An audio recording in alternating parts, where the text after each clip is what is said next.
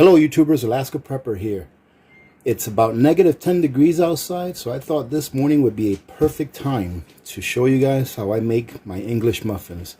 I don't think I've ever made English muffins for you guys before, or at least show you how I make my English muffins. I've done a lot of bread recipes and things like that, but today is an English muffin day, and I'm going to show you how We're going to start off with 3 cups of flour, and I have an extra cup right here so that we can use for dusting and for kneading. We're going to need 1 teaspoon of sugar, a half a teaspoon of yeast, 1 teaspoon of salt. We're going to need some ghee or butter or oil, whichever you like. We're going to need 1 egg. What I'm going to do now is I'm going to go ahead and get my wet ingredients put together and warm them up. That's going to consist of my carnation milk. I missed the 1 can of carnation milk. All right, evaporated milk. It doesn't have to be carnation. It could be evaporated milk, the 12-ounce size. I'm going to go ahead and mix my carnation with some sugar, some ghee, get it to warm up to about 110 to 120 degrees, and then we'll take it from there. Now that I have my evaporated milk open, all I'm going to do is just pour it into a bowl, nice and slowly. And what I did is I went ahead and melted my ghee. There's probably about 2 ounces of ghee in here, and that's what we want to put in the mixture. You can put it right in there. Probably leave just a little bit in there to coat my pan, because this is not going to be in the oven, ladies and gentlemen. This is going to be on top of a pan. And we're going to go ahead and put our 1 tablespoon of sugar in there as well. You can mix that in a little bit.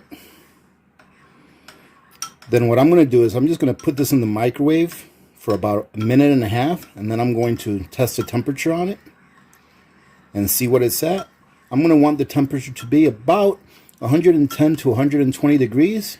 You really don't want it to be hotter than that, because anything over 120 degrees, you're going to end up killing the yeast. Now, the yeast that I'm using is instant dry yeast. However, you can use whichever kind of yeast you like. Now, while we're waiting for that to heat up, we're going to put in 1 teaspoon of salt. And we're going to put in a half a teaspoon of yeast. Just put that here on this side, away from the salt. I've heard that whenever you combine yeast with salt, that the salt kills the yeast. I don't know how much validity there is behind that, but better safe than sorry. Doesn't really hurt anything. Alright, so what we're going to do now, ladies and gentlemen, is we're just going to stir this around. And I'm just going to use the handle of a spoon to do all my stirring, even when I'm developing the dough. I wanted to show you something. This is kind of a short take on a mail call that I got the other day. And I wanted to thank our community member that sent me these, because they are going to come in very handy. And actually, I was looking to get one of these items, and it just happened to get sent to me by one of you guys. So thank you. You'll know who you are. I got sent this set of spoons here, which are pretty cool. And I know whenever I do a video where I'm using one of my pots that's not scratch resistant, people always tell me, don't use metal on there, you'll scratch the pot. Same thing that my wife tells me. So I got this set of spoons, which are very nice, so thank you. And I also got this. I got this small set of sifters, I guess you can call it. But what these are for is, whenever I make my coffee on a French press, you know how it has that froth on the top? Now, to tell you the truth, I never really enjoy that frothy part on the top, like the oils that come up. So I usually try to take them out like with a spoon whenever I use my French press. But I was sent this, and I was told, just go ahead and sift your coffee through there after you make it on the French press, and it'll hold all that froth up there, and it'll just leave you with a clear, dark coffee. So thank you very much for sending me this. I will definitely put it to good use here in the AP kitchen. In addition to that, thank you very much for the spoons as well. So let's go ahead and sift this and get it ready to add our liquids. This just came out of the microwave, so let's take a look and see what the temperature is. Let me get a little closer so you guys can see it. As you can see, it's at 124 degrees Fahrenheit. Well, 125. I said between 110 and 120. That's going to be fine, ladies and gentlemen. And the reason for that is I've read that yeast likes a temperature of like between 100 degrees and 120 degrees, no more. However, when we incorporate our yeast into this mixture, it's not going to be 125 degrees, because what's in here right now is going to take away a lot of the heat that's in this liquid. All right, so we'll go ahead and put the thermometer again on here once we stir it around, just so you can see what the difference in temperature is, and that way you'll see that the yeast will survive in there.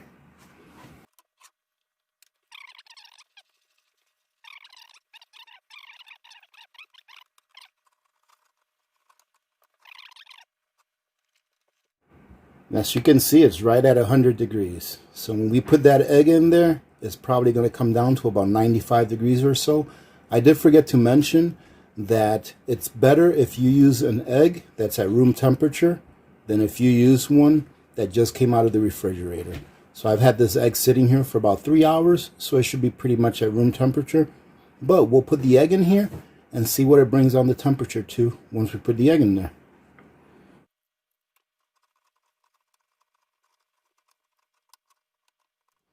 Well, it looks like we're looking at about 93.5 degrees or so, which is fine. It doesn't matter that much that it's just below 95 degrees.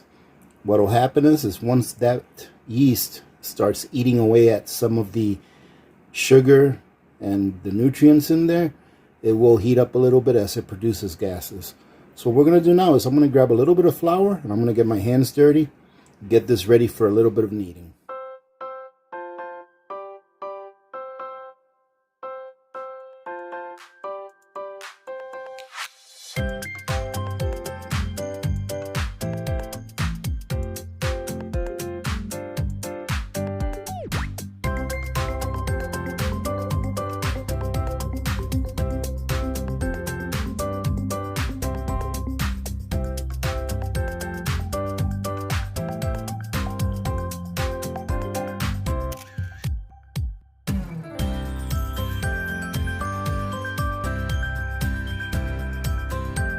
Alright, well, I decided to use a glass bowl for the proofing because the plastic film sticks better to this glass bowl than the bamboo bowl that I used to mix everything in.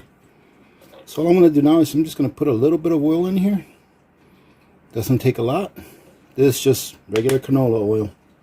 I think I might have put a little bit of olive oil in that canola oil as well. I'm going to go ahead and put it top side first. I'm going to coat that and we're going to turn it around. Now we're going to go ahead and cover it with some plastic film. And of course, next step is to go ahead and put it in a warm place.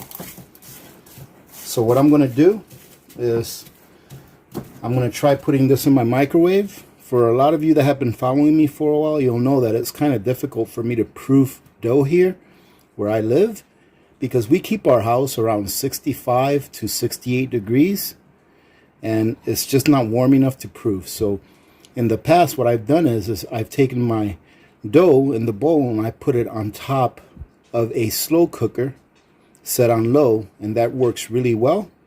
I don't really feel like pulling out my slow cooker right now, so I'm going to go ahead and put it in the microwave with a cup of steaming water towards the back. That way it can be warm in there, and I'm going to cover this with a towel as well.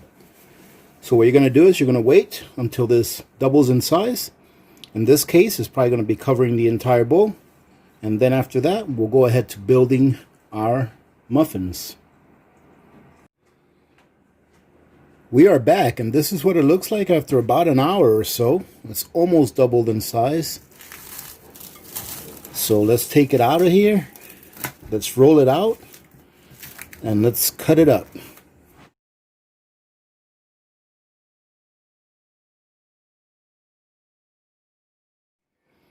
And as you can see, ladies and gentlemen, I like to leave it a little thick because I like my English muffins a little on the thick side. And what I'm going to use to cut them is, this is just the cap from a Kool-Aid container. The ones that you pour the Kool-Aid in here and then you pour it in your water. I think these are the perfect size.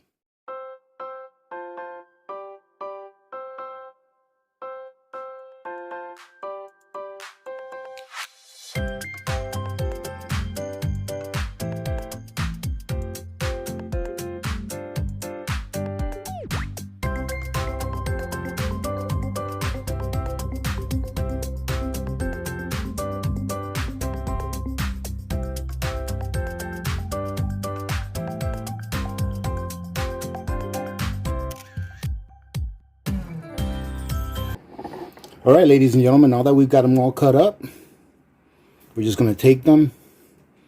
I just put a little bit of flour on here. This ended up being my, not this one. This ended up being my ugly one. This is the one with all the leftovers.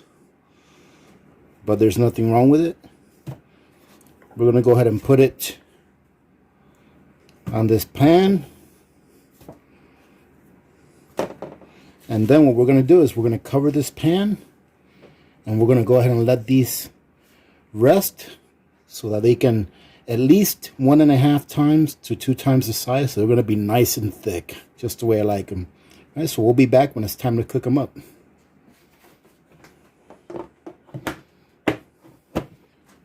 All right, ladies and gentlemen, so we just got this out of the microwave. It's been about an hour. Let's see what they look like. Oh, and they definitely puffed up. Wow, look at this one right here. This one's huge. So what I'm going to do now is I'm just going to get a pan. I've seen this done lots of times, like on a skillet. However, I'm just going to use a regular pan that I have a good lid for. And I'm going to put a little bit of ghee on it just one time so that they won't stick, just in case they want to. So let's go ahead and get that done. My burner goes from high to 6. And then all the way to low. I'm going to put this between 2 and low. So I'm putting it like on number 1. I'm going to place these in there. I don't think they'll all fit in there at once. But we'll place whatever we can fit in there. We don't want to crowd them. Probably have at least about an inch or so of space in between them. And I'm going to go ahead and cook them on each side. First, we're going to start with 5 minutes and see what they look like after about 5 minutes. And then we'll go ahead and turn them over if they're nice and brown on the underside. If not, we'll leave it on there for about another 2 to 3 minutes. But I'll bring you back to show you what it looks like in 5 minutes. It's been 5 minutes. Let's take a look and see what these things look like. I'm going to attempt to use my hand. Oh, look at that. Looks pretty good. We're going to leave it there for about another 5 minutes, cover it back up, and then we'll be back when they're all done. Well, ladies and gentlemen, take a look at that. Now ask yourselves, how much do you pay for a pack of 10 or so English muffins at the store?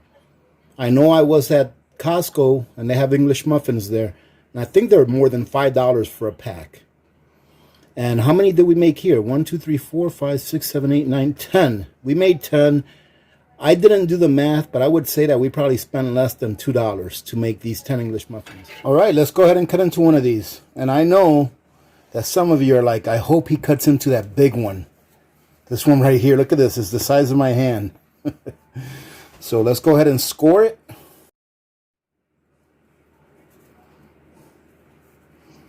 As you can see, the inside is cooked. It's not doughy or anything. We're going to go ahead and put this in the toaster, and then we'll be back. See what it looks like after it's toasted. Well, there you go. Came out pretty nice, I think. Nice and crispy. Putting it in the toaster is a must, even if you just cooked it. Gives it that nice crispy edges on the top of it. Look at that.